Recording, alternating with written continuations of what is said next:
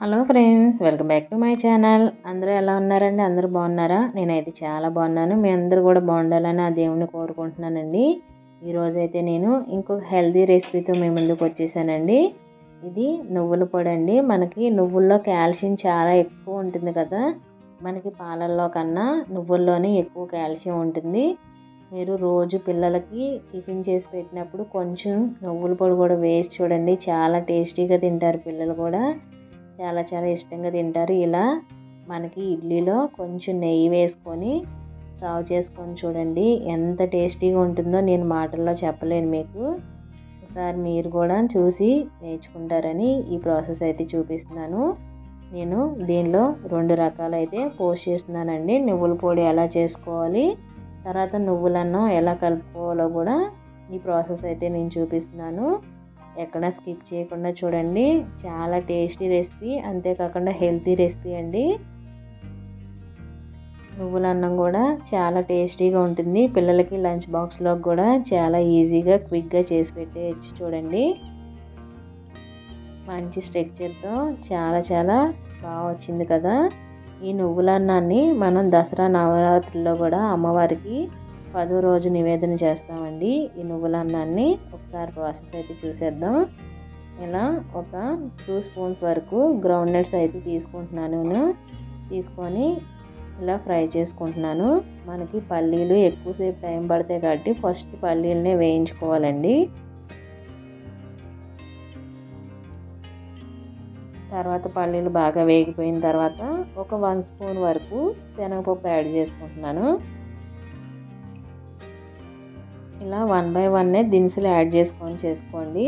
తర్వాత కొంచెం మినపప్పు అయితే యాడ్ చేసుకొని ఆ మినపప్పు కూడా ఫ్రై చేసుకుంటున్నాను. తర్వాత కొంచెం కరివేపాకు కూడా వేసుకుంటున్నాను. కరివేపాకు తడి లేకుండా డ్రైగా అయిపోయే వరకు వేయించుకోండి. నేను ఎక్కడ ఆయిల్ యూస్ చేయలేదు, చూసారు కదా. ప్లెయిన్గానే ఫ్రై చేసుకుంటున్నాను మొత్తం దినుసులన్నీ కూడా. నేను ఎక్కువ క్వాంటిటీ చేసుకుంటున్నాను, అందుకని ఒక 15 వరకు మిర్చి యాడ్ చేసుకుంటున్నానండి. మీరు తక్కువ క్వాంటిటీ చేసుకుంటే ఒక 5 మిర్చి చేసుకోండి, సరిపోతుంది. 1 స్పూన్ నువ్వులకైతే ఒక 5 మిర్చి అయితే సరిపోతుంది. నేను 3 పెద్ద స్పూన్లు అయితే నువ్వులు అయితే యాడ్ చేసుకుంటున్నానండి. మనకి ఇలా ఎండుమిర్చి కూడా కొంచెం ఫ్రై అయ్యే వరకు వేయించుకుందాం. చూసారు కదా. ఇప్పుడు ఫైనల్గా లాస్ట్లో అయితే నేను నువ్వులు యాడ్ చేసుకుంటున్నాను, ఒక 3 స్పూన్ల వరకు. మనకి కరివేపాకు కూడా ఎక్కడ తడి లేకుండా చక్కగా వేగిపోయింది కదా.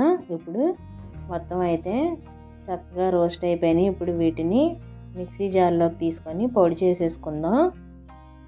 వేడి మీద ఉన్నప్పుడు పొడి చేసుకోకండి, కొంచెం చల్లారిన తర్వాత మిక్సీ పట్టుకోండి. మనకి అన్ని దినుసులు కూడా చక్కగా పర్ఫెక్ట్గా కుక్ అయిపోయిన తర్వాత వీటిని అయితే చల్లారించిన తర్వాత ఇలా మిక్సీ పట్టుకోండి. కొంచెం కోర్సుగానే పట్టుకోండి, మరీ మెత్తగా కాకుండా. ఇప్పుడు నేను కొంచెం సాల్ట్ కూడా వేసుకొని ఇలా అయితే మిక్స్ చేసేసుకుంటున్నాను. అంతేనండి, ఎంతో టేస్టీ అయిన నువ్వుల పొడి అయితే రెడీ అయిపోయింది. ఈ నువ్వుల పొడిని మనం ఇడ్లీలోకి నెయ్యి వేసుకొని సర్వ్ చేసుకుంటే చాలా టేస్టీగా ఉంటుందండి. ఆల్రెడీ నా ఛానల్లో అవిసె గింజల పొడి కూడా నేను పోస్ట్ చేశాను. అవిసె గింజల పొడి ఎవరైనా చూడని వాళ్ళు ఉంటే కింద లింక్ ఇస్తాను, చూడండి. అవిసె గింజల పొడి పీసీఓడి ప్రాబ్లం ఉన్న వాళ్ళకి, పీరియడ్స్ సరిగ్గా రాని వాళ్ళకి, తర్వాత డయాబెటిక్స్ కూడా ఉన్న వాళ్ళకి చాలా హెల్ప్ఫుల్ అవుతుందండి. రోజు ఒక ముద్ద నువ్వుల పొడి కానీ లేకపోతే అవిసె గింజల పొడి కానీ తింటే చాలా మంచిది, హెల్తీ కూడా. ఇలా ఇడ్లీలో నెయ్యి వేసుకొని సర్వ్ చేసుకోండి, లేకపోతే అన్నంలో నెయ్యి వేసుకొని వేడివేడి అన్నంలో తింటే కూడా చాలా టేస్టీగా ఉంటుంది ఈ నువ్వుల పొడి. నేను ఇలా నెయ్యి వేసుకొని సర్వ్ చేసుకుంటున్నానండి నువ్వుల పొడిని అయితే.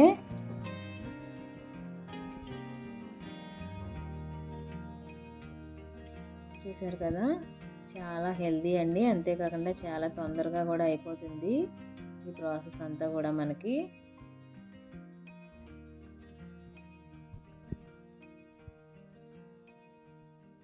నేను కొంచెం పక్కన నెయ్యి కూడా పెట్టుకొని ఇలా అయితే సర్వ్ చేసేసుకుంటున్నాను.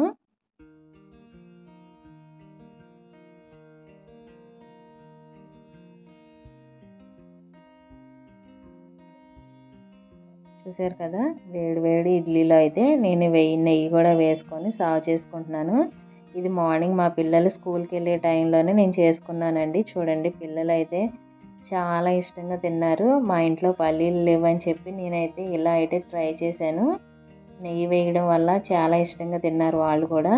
ఇప్పుడు నువ్వుల అన్నానికైతే అన్నం అయితే రెడీ చేసేసుకుందాం. ఒక 1 గ్లాస్ రైస్ తీసుకొని బాగా క్లీన్ చేసేసుకోవాలి. ఇలా క్లీన్ చేసుకొని ఒక 2 గ్లాస్ వరకు వాటర్ వేసుకోవాలి. మన నార్మల్ రైస్ ఎలా ఉడికించుకుంటామో అదే కొలతలతో 2 గ్లాసుల వరకు వాటర్ వేసుకొని రైస్ ఉడికించేసుకుంటున్నాను ఒక 3 విజిల్స్ వచ్చే వరకు. ఇప్పుడు రైస్ కుక్ అయిపోయింది కదా, చూడండి రైస్ కూడా ఇలా పలుకుల్లాగా చక్కగా కుక్ అయిపోయింది కదా. ఇప్పుడు పోపు పెట్టేసుకుందాం. ఒక 2 స్పూన్స్ వరకు ఆయిల్ యాడ్ చేసుకొని పోపు దినుసులు వేసుకుంటున్నాను నేను. శనగపప్పు, మినపప్పు, తర్వాత ఎండుమిరపకాయ కూడా వేసుకుంటున్నాను. తర్వాత కరివేపాకు, క్యాషియస్, తర్వాత మిర్చి ఇంకా ఇంగువ కూడా వేసుకుంటున్నానండి. ఇలా పోపులు ఒకదాని తర్వాత మనం వేసుకోవడం వల్ల అన్నీ కూడా ఈవెన్గా కుక్ అవుతాయి మనకి చక్కగా. చూసారు కదా, ఇంగువ కూడా అసలు స్కిప్ చేయకుండా వేసుకోండి. ఇంగువ వేసుకుంటే చాలా టేస్టీగా ఉంటుంది మనకి ఈ నువ్వుల అన్నము. ఇప్పుడు నేను బాయిల్ చేసి పెట్టుకున్నాం కదా రైస్ని ఈ పోపులోకి అయితే ట్రాన్స్ఫర్ చేసేసుకుంటున్నాను. మీకు ఎంత క్వాంటిటీ కావాలో అంత క్వాంటిటీ వరకు కలుపుకోండి, సరిపోతుంది. ఇప్పుడు ఆ అన్నానికి సరిపడా నేను ఒక 1 to 2 స్పూన్స్ నువ్వుల పొడి అయితే యాడ్ చేసుకుంటున్నాను. ఆల్రెడీ నేను సాల్ట్ యాడ్ చేశాను కాబట్టి పొడిలో చూసుకొని యాడ్ చేసుకోండి సాల్ట్. నాకు ఇంకా సాల్ట్ అయితే సరిపోలేదండి, నేనైతే సాల్ట్ మళ్ళీ కూడా యాడ్ చేసుకుంటున్నాను చూసుకొని.